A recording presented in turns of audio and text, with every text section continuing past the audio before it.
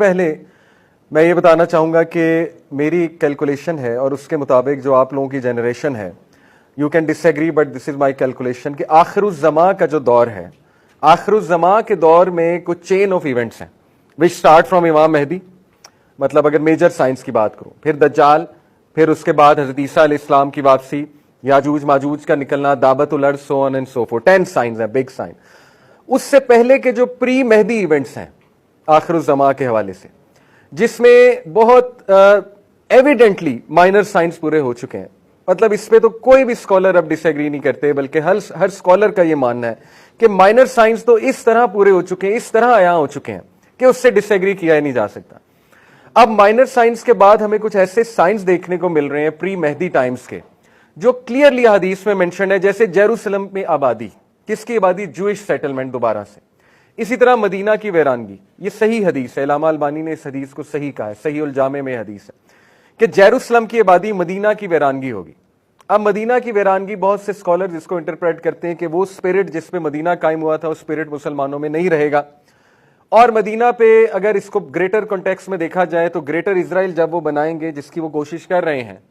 اور اس کا انہوں نے شروع کر دیا ہے پورا ایک پلان، تو جب وہ گریٹر اسرائیل کو ایکسپینڈ کرتے کرتے مدینہ تک جائیں گے تو یہ اس سے مراد ہے، یہ بھی کچھ اسکالرز کی انٹرپریٹیشن ہے کہ مدینہ تک وہ جائیں گے۔ اور اس سے پہلے کچھ وارز کا بھی ذکر ہے جو کہ ہمیں دیکھنے کو مل رہی ہیں شام کے علاقے میں، خصوصاً شام، یمن اور عراق، یہ 3 علاقوں کا حدیث میں ذکر آتا ہے کہ جب ان 3 علاقوں میں، حدیث کے کانٹیکس بتا رہا ہوں آپ کو، ایگزیکٹ الفاظ نہیں، یہ 3 علاقے بار بار مینشنڈ ہیں کہ عراق میں، شام میں، یمن میں بدامنی دیکھو گے تم، اسپیشلی شام کے علاقے میں خانہ جنگی دیکھو گے تم، سینکشنز لگتے دیکھو گے۔ سینکشنز کے الفاظ ہیں